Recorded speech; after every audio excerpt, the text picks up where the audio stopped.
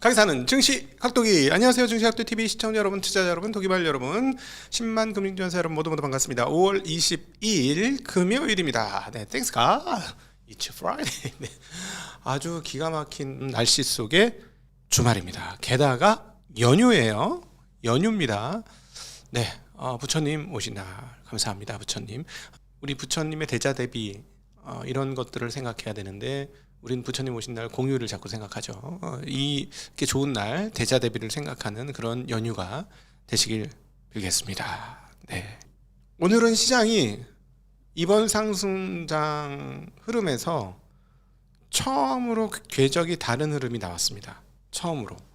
그러니까 이번 상승장, 그러니까 주식시장이 대략 작년 후반부터 시작되어서 4,000포인트부터 8,000포인트까지 가는 과정에서는 철저하게 거래소 위주로 상승을 했어요. 그리고 코스닥은 제가 말씀드렸듯이 버블이다라고 말씀드렸는데, 오늘 거꾸로 코스닥이 난리 난 날이었습니다. 코스닥이 5% 좀 폭등을 하는 모양새를 보여줬고, 거래소는 좀 엇갈리면서 강보합으로 마무리한 그런 흐름이 되겠습니다. 자, 오늘 실전 내용으로 들어가서 어떻게 해서 이런 일이 벌어졌는지 한번 하나하나 살펴보도록 하죠. 먼저 당분간은 수급을 가장 먼저 점검을 하겠습니다. 자, 외국인 수급이 도대체 어디까지 나올 거냐. 산술적으로는 100조 나왔는데 추가 100조 더 나와도 과언은 아니죠. 가능한 거잖아요. 그래서 지금 현재 지금 보시다시피 약 2조 가까운 외국 매도가 나왔습니다.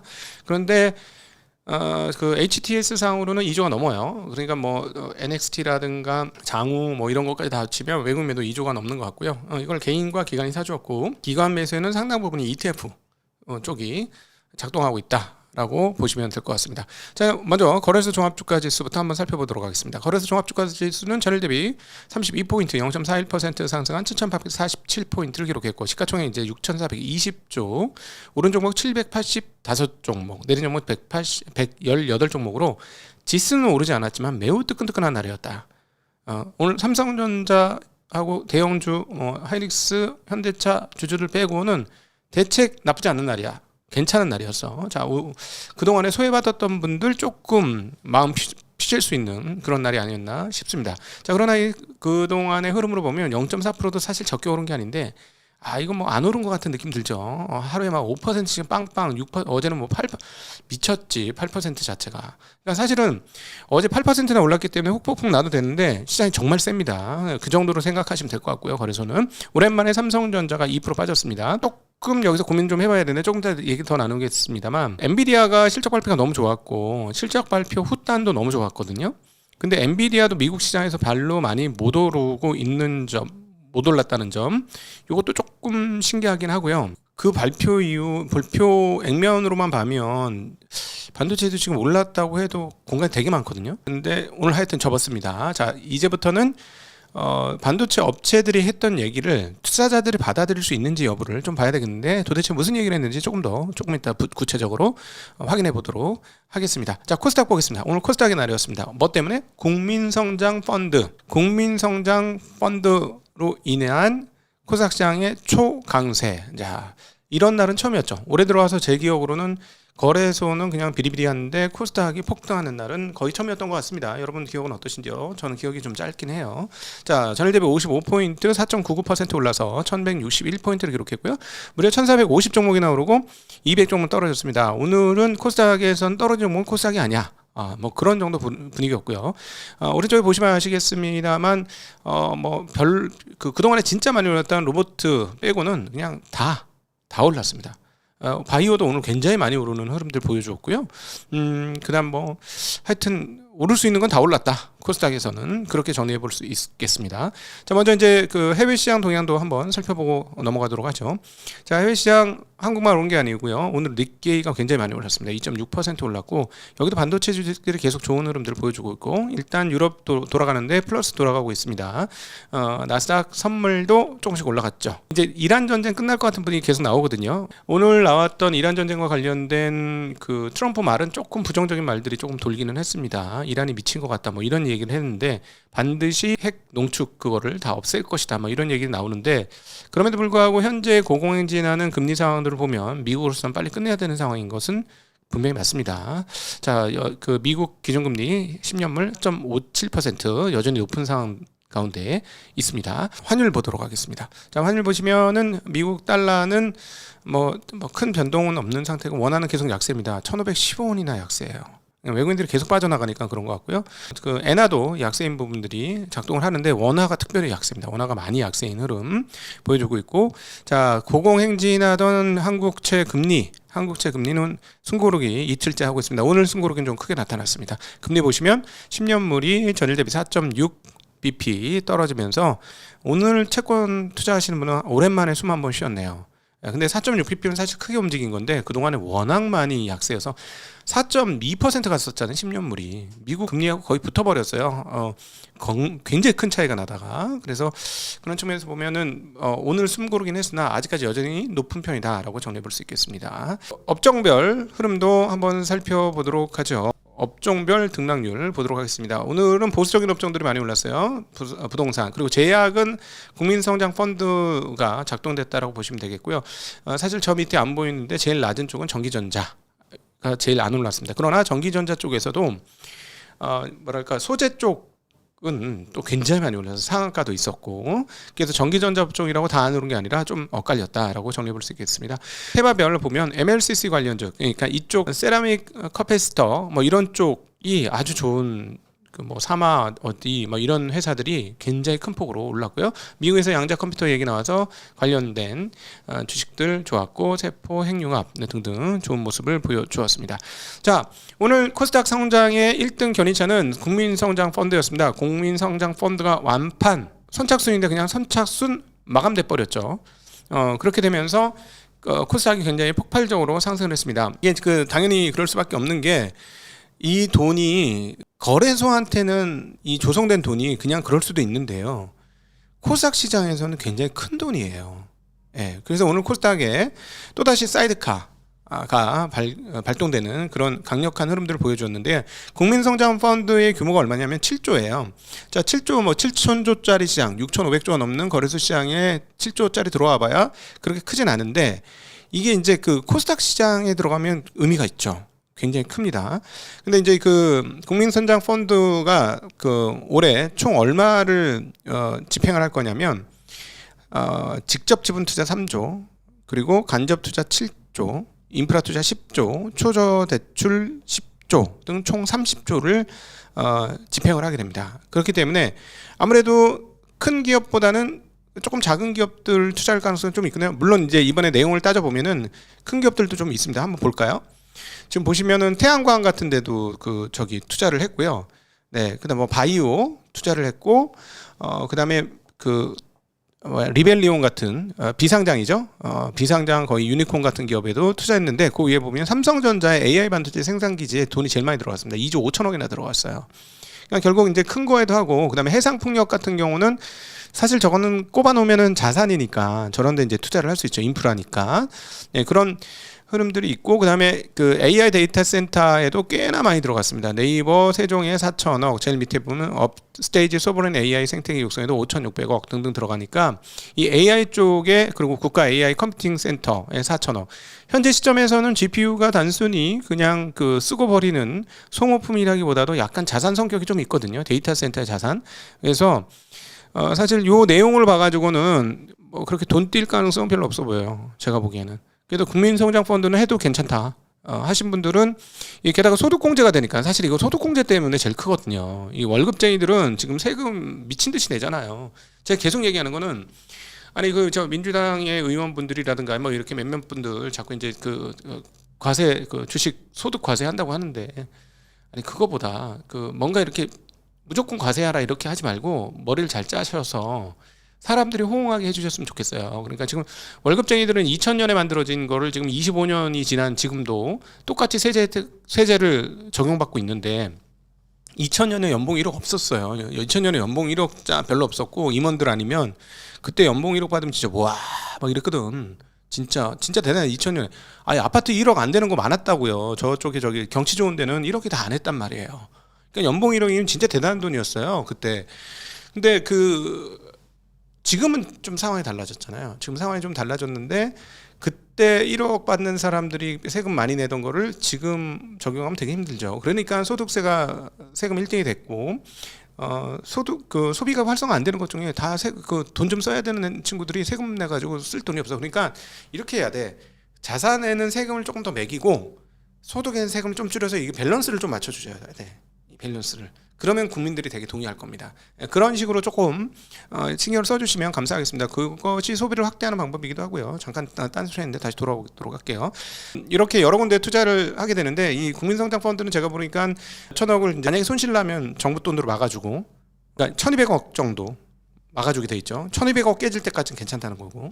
그리고 뭐 근데 1,200억 버는 데도 있을 거거든. 버는데 깨진데 합산해서 1,200억 깨진 데까지 막아주니까 괜찮은 구조고요. 국민들 입장에서는. 게다가 제일 좋은 건 소득 공제가 크다. 그렇게. 그래서 이제 이미 끝나서 가입 못해요. 나중에 또 생기면 모르겠는데 하여튼 가입하신 분 축하드리고요. 근데 이제 관련해서 지금 업스테이지 투자에 대한 논란이 좀 있다는 소식도 있습니다. 업스테이지 바로 하정우 수석이 가지고 있었던 주식이죠. 이 하정우 수석. 이분이 업스테이지 주식을 갖고 있었대요. 왜냐하면 이제 상장할 때 이렇게 머리 똑똑한 사람들을 모시려면은 벤처기업들은 돈으로 안 되거든. 돈으로 다 안 되니까 주식을 준 거야. 주식을 액면가 100원으로 줬죠. 100원을 줘가지고 근데 이거 약간 이거 연관 있는 거 아니냐 하는 그런 의혹들이 있었어요. 근데 얘기를 들어보니까 하정우 수석은 오히려 이 공직 나오면서 좀 억울할 수도 있겠어요. 이 업스테이지가 잘 되면 이 100원으로 받은 주식이 잘 되면 엄청나잖아요. 근데 이제 공직 오면서 그거 다 뱉어냈다는 거야. 100원에 뱉어내. 왜냐하면 계약을 그렇게 했다는 거죠. 그래서 저는 개인적으로 이 뉴스를 보면서 조금 몇 가지 생각이 들었는데, 미국은 좀 과합니다. 미국은 지금 트럼프 포트폴리오, 그 다음에 또 누구의 포트폴리오, 그러니까 예를 들어서 캐시우드 포트폴리오 나오고 뭐 누구의 포트폴리오 나오는데 그 투자자들의 포트폴리오 나오는 건 그렇다 치고 정치인들 포트폴리오 나오잖아요. 정치인들이 주식을 정말 너무너무 많이 해요. 그다음 예전에 미국의 여자 하원 의원 오랫동안 의장 하셨던 유명한 분 계시잖아요. 그분 주식 잘하는 걸로 소문났잖아요. 근데 그거 정도까지는 좀 아닌 것 같긴 해요. 저는 좀 그걸 열어야 된다고 생각이 있지만, 근데 우리나라는 뭐 조금만 하면은 막 이렇게 뚜드려 패거든. 근데 이거는 이렇게 하면 공직자들이 주식을 안 하게 되고요. 지금 현재 아시다시피 한 종목당 3천만 원 되면 다 보고해야 됩니다. 신고해야 돼요. 공직자들은. 그러니까 주식 투자를 안 하게 되고, 주식 투자 안 하니까 부동산만 하는 거야. 제가 보니까. 그러니까 부동산 가격만 오르는 거야. 팔이 안 오르고 밖으로 안 나간다. 안 나간다고요. 그러니까 부동산 가격이 계속 오르게 되는 거죠. 그러니까 부동산 세제가 훨씬 좋잖아. 계속 말씀드리잖아요. 30억 똑같이 부동산하고 주식 가지고 있어봐. 누가 세금 많이 내나? 내가 단호하게 얘기하지만 주식이 훨씬 많이 냅니다. 배당 안 주는 이상한 기업 아니고 30억 투자하는데 배당 안 주는 기업 투자할 수 있어요? 배당 주면 20% 세금 내잖아요. 그게 훨씬 많아요. 매년 내잖아요. 보유세보다 많다니까. 그러니까 우리나라는 모든 구조가 부동산을 하게 돼 있어요. 그래서 돈 버시면 부동산 가세요. 네, 그게 맞습니다. 한국 세제는 그렇습니다. 네. 또 이것도 덥네. 네. 어쨌든 제가 보니까 하정우 수석은 이것 때문에 오히려 조금 열받을 것 같아요. 이 공직자 오면서 자기가 이익을 포기했다라고 생각할 수도 있는데, 근데 이제 그 사회에서 뭐라 그러면, 공직자가 있었던 회사에 5,600억이나 꼽아주는 게 어디 있어? 국민성장펀드에서. 근데 중요한 건 이 회사가 잘해서 잘 되면 되는 거 아닙니까? 그죠? 나는 너무 이렇게 하면 투자를 금기시하는 문화가 아예 그 공직 저변에 깔려 있고, 그것이 언론이 때리는 거를 재미로 삼고 있고, 이게 뭐 부정한 건 아니잖아요. 좀 이런 거 좀 없었으면 좋겠어. 개인적으로 솔직한 의견이에요. 안 그러면 그 투자에 대한 게 안 바뀐다. 미국까지 갈 필요는 없다. 미국은 좀 심하니까. 자, 그렇습니다. 자, 오늘 이제 삼성전자가 조금 조정이 됐는데, 이제 다음 주에 굉장히 큰 이슈가 있습니다. 27일 날 레버리지 삼성전자 하이닉스 레버리지 ETF가 등장합니다. 지금 보시면 레버리지라고 그러는데 보수가 장난 아니네요. 삼성자산운용 보수는 0.29%. ETF 치고는 꽤 높습니다. 미래는 단일 종목 레버리지는 0.09% 나오고요. 한국도 만들고 KB도 만들고 한화도 만들고 키움도 만들고, 네, 다 만듭니다. 지금 다 만들어요. 곱버스도 나오네요. 자, 곱버스도 나오고 SK 하이닉스도 보면 단일 종목 레버리지 뭐 다 똑같이 여러 군데에서 나옵니다. 보통 이런 거 나올 때 별로 조금 모양새는 좋지 않는데, 자, 레버리지잖아요. 여러분 꼭 기억하셔야 될 게 있습니다. 레버리지는 떨어질 때 레버리지로 떨어집니다. 복리로 떨어져요. 그거 꼭 기억하셔야 되는데 궁금했었는데 누가 이거를 정리를 깔끔하게 해줘서 여러분 보시면 좋을 것 같아요. 미디어 한 군데서 이거 만들어주셔서 감사하고요. 자, 등락률 봅시다. 20% 그러니까 레버리지 아닌 거 왼쪽에 20% 떨어졌으면 10,000원짜리가 8,000원 되죠. 그 다음날 25% 오르면은 25% 올라야 돼요. 20% 빠진 게 본전 가려면 25% 빠져야 돼요. 네, 그러니까 20% 빠지고 25% 오르고 20% 빠지고 25%가 오르고 이러면 본전이야. 20% 빠졌을 때 왜냐면 10,000원에 20%는 2,000원, 그 8,000원에 20%는 1,600원이잖아. 그러니까 올라갈 때 10,000원을 회복하려면 25%, 5%가 더 올라야 돼요. 그런 구조죠. 자, 그런데 레버리지 가면 어떻게 되냐? 레버리지. 자, 40% 빠지면 10,000원짜리가 6,000원. 20% 빠졌을 때, 본주가 20% 빠졌을 때, 그죠? 본주가 20% 빠졌을 때 레버리지는 40% 빠지죠. 그래서 그 일반 ETF 8,000원 될 때 레버리지는 6,000원 되고요. 본주는 20% 깨지고 25% 되면 본전이잖아요. 그래서 그러면 레버리지는 본전이 되냐 보니까 50% 오르잖아요. 25% 오른 날은 50% 오르잖아. 그러면 본전 10,000원이 오는 게 아니고 9,000원에서 끝나요. 맞죠? 너무 많이 깨졌기 때문에 그래요. 그래서 저 왼쪽처럼 오르락내락 6일 동안 하루는 20% 오르고 하루는 20% 떨어지고 하루는 25% 오르면 어떻게 되느냐? 오른쪽처럼 됩니다. 6,000원, 9,000원, 5,400원, 8,100원, 4,860원, 7,290원. 무슨 말인지 아시겠죠? 떨어질 때 더 크게 영향받아요. 떨어질 때 레버리지 일반 레버리지 쓰지 마시라는 입장이고 레버리지 ETF도 각오하고 하시라는 말씀 드리고 싶어요. 운용사들은 이거 돈은 많이 벌기 때문에 그리고 정부에서는 지금 CSOP, 홍콩 CSOP 제가 홍콩 갈 때 저희 전기차 어레인지 해준 데 있잖아요. 그게 CSOP였거든요. 네, CSOP 참고로 제가 저희 중국 가서 선정 가서 했을 때 숙소비, 비행기싸 그리고 일반 밥값 다 저희가 냈습니다. 네, 거기서 후원 안 받았어요. 내돈내산. 그때 그 영상 찍어서 올려드렸었는데 그때 가이드했던 데가 CSOP예요. 얘네가 지금 홍콩에서 2위 운영사였는데요. 이제 거의 1등 거의 짱 먹었을 거예요. 왜냐하면 레버리지 하이닉스로 10조 팔았어요. 삼성전자하고 어마무시한 돈을 팔았습니다. 그래서 아주 난리나. 그때 그거 만날 때 너무 힘들어요, 너무 힘들어 막 그러더니 거기 이상무 있어. 이상무 막 좋아가지고 네. 막 기대하고 있어. 성과가 얼마나 나올까. 막 그 정도야. 떼돈 벌었거든요. 그러니까 돈이 다 빠져나가니까 그런 거 못하게 막으려고 이렇게 생기는 거이긴 합니다. 자, 이해는 하되 알아서 각자 도생의 시대 조심하셔야 됩니다. 자, 엔비디아 실적 발표했는데요. 엔비디아 실적 발표 때 눈에 확 띄는 게 한 건 있습니다. 뭐냐면 24라는 언론사에서 분석 잘해주셔서 감사한데요. 베라 루빈을 내년도에 이제 출시하잖아요. 자, 베라는 뭐냐면 둘 다 사람 이름. 베라로 한 사람 이름이에요. 베라는 CPU, 루빈은 GPU예요. 그래서 베라 CPU와 루빈 GPU를 하나의 칩셋으로 만든 걸 베라 루빈 슈퍼칩이라고 부릅니다. 그런데 여기서 이제 그 메모리를 어떻게 쓰냐면 GPU인 루빈은 HBM 써야죠. 이때 HBM4가 씁니다. 뭐 16단, 12단, 16단 뭐 이렇게 될 거고요. 뭐 1024비트가 2048비트로 엄청나게 빨라져요. 자, 이렇게 되고. 근데 이 CPU인 베라에는 메모리 써야 되거든요. CPU 옆에, GPU 옆에는 반드시 메모리 반도체가 들어가야 되는데 얘는 뭘 쓰냐면 LPDDR5를 변형한 걸 씁니다. 일컬어 소캠이라고. 예전에 그 지난번에 그 기술자 대회에 나와서 엔비디아의 젠슨왕이 소캠 제시를 했었거든요. 그때부터 메모리가 사실 그때부터 이제 난리 나기 시작한 거고 삼성전자가 부활하기 시작한 게 그때부터예요. 자, HBM은 뭐냐면 DDR5를 가지고 좀 넓게 만들어야 돼. 다이 사이즈가 커져서 왜냐면 구멍을 뚫어야 되니까 그걸 가지고 적층을 해서 만든 게 HBM. 자, 그리고 LPDDR은 어디에 쓰는 메모리냐면 우리 휴대폰에 쓰는 거예요. 여러분 휴대폰 그 저기 12기가쯤 쓸 거예요.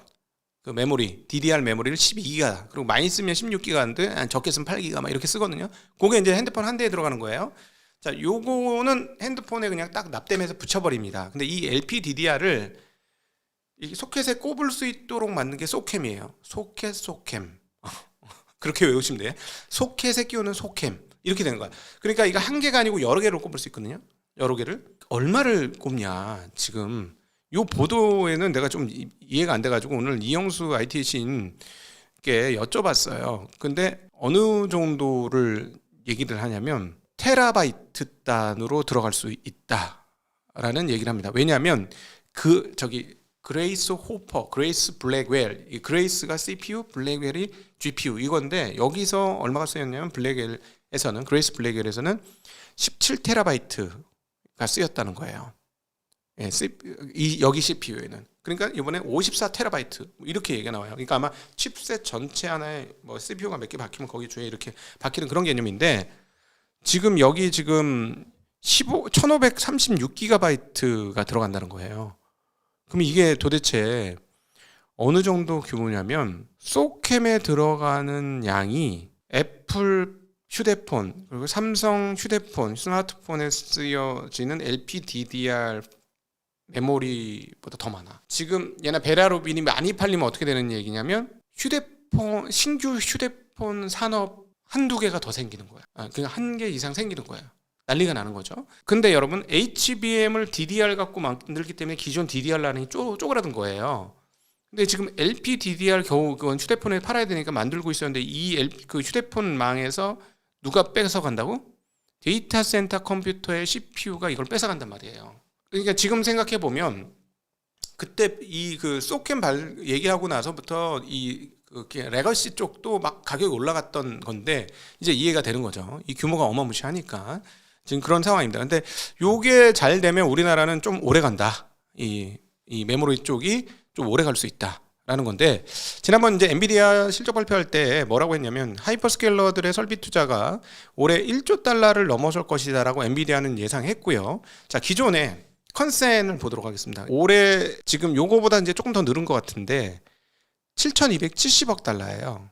7,270억 달러 지금 그 전망이.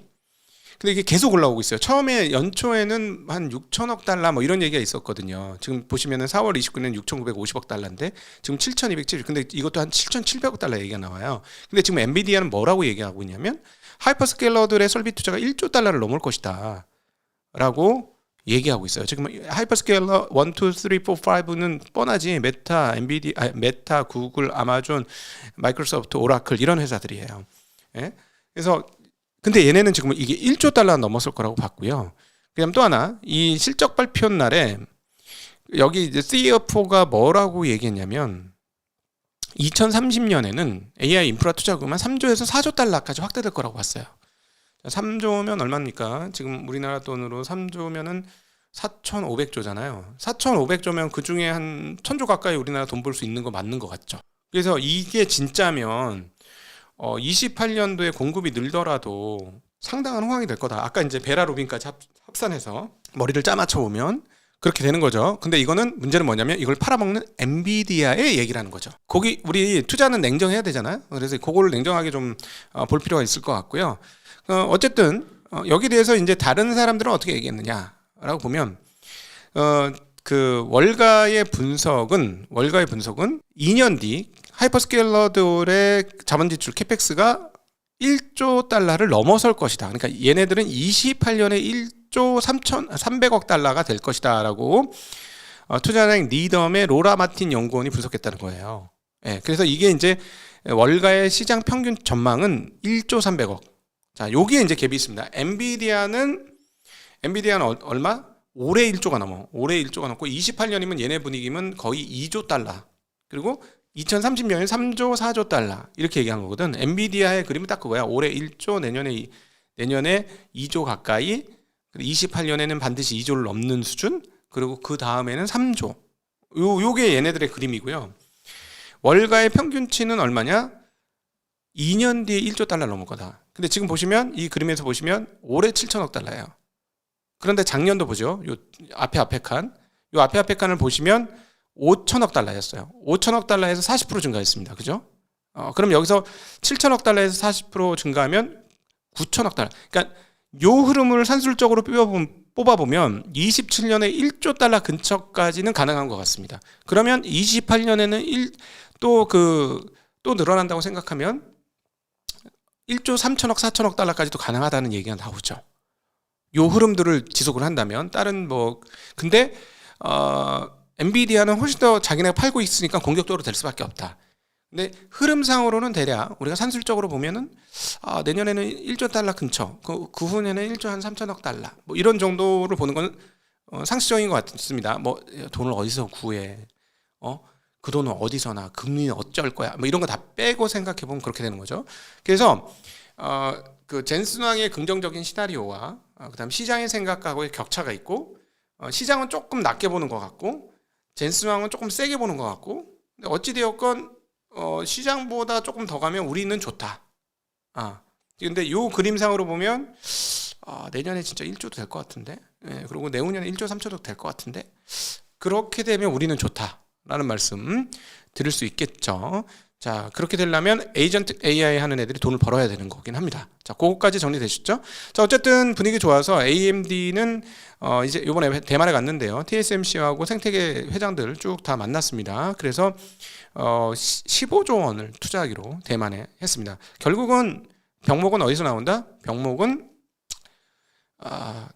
코어스를 비롯한 핵심 그 칩, 연산 칩 만드는 병목이 지금 가장 심각한 병목이고, 그리고 또 똑같이 심각한 병목은 메모리 병목인데, 메모리 병목이 터지게 된 이유는 HBM 병목도 터지지만 만약에 내년도에 베라루빈이 많이 팔리게 되면, 많이 만들어서 많이 팔리게 되면 LPDDR 쪽도 병목이 또 터진다. 뭐 이렇게 정리해 볼 수 있을 것 같습니다.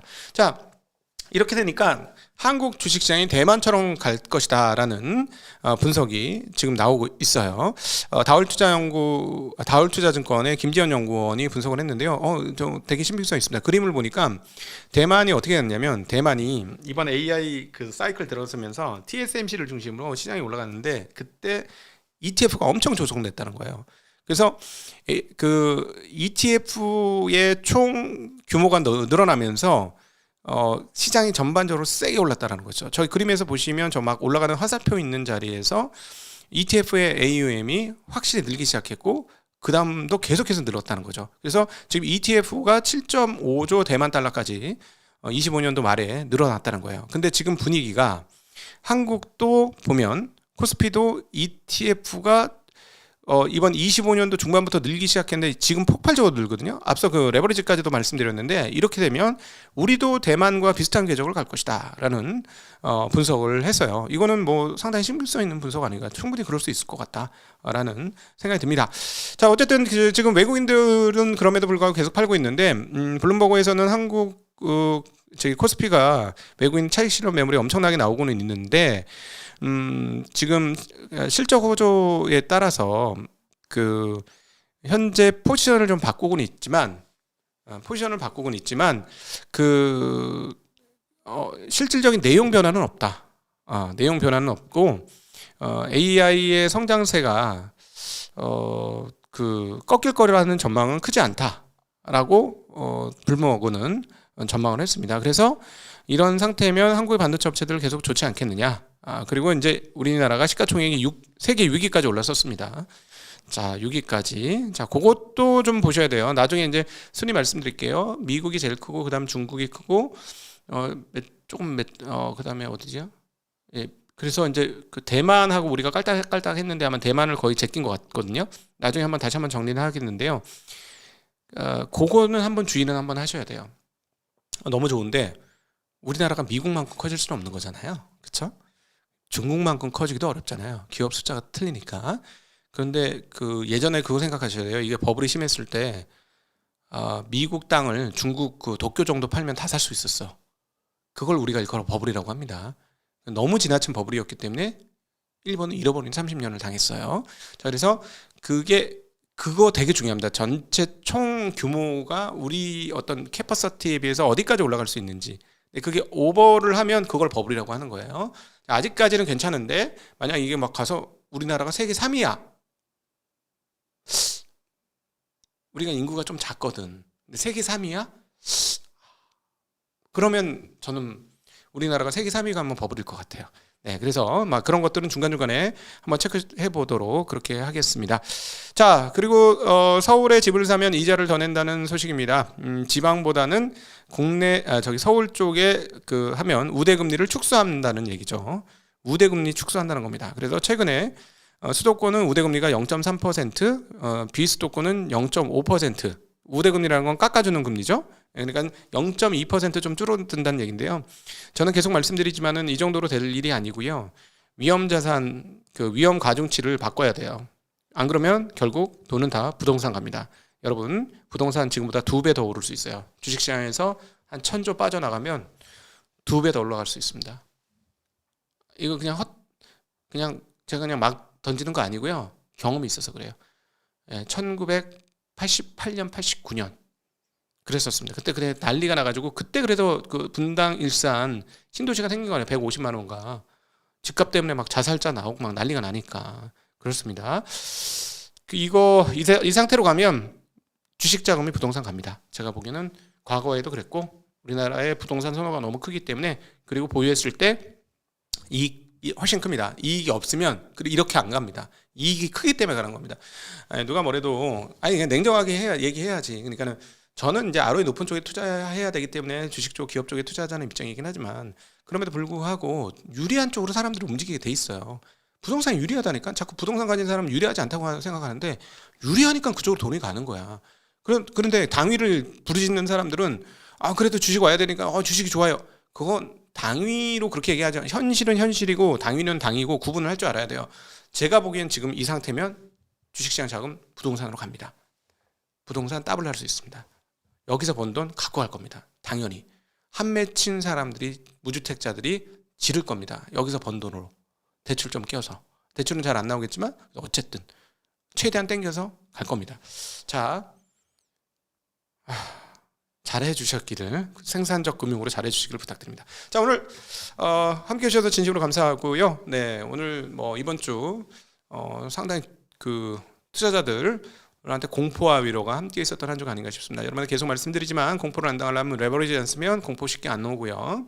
그리고 일부 현금을 들고 있으면 공포 감에 확 줄어들 겁니다. 여러분의 심리를 위해서도 위험 관리를 하시면서 투자하시기를 부탁드리고요. 제가 지지난주부터 2주 전부터는 레버를 줄이라고 얘기했는데 지금부터는 수익이 많이 났으니 굳히기를 잘하자. 그리고 그 목표 수익률을 조금 낮추자라는 말씀드립니다. 오늘도 함께 해주셔서 진심으로 감사합니다. 행복한 연휴 되십시오. 안녕.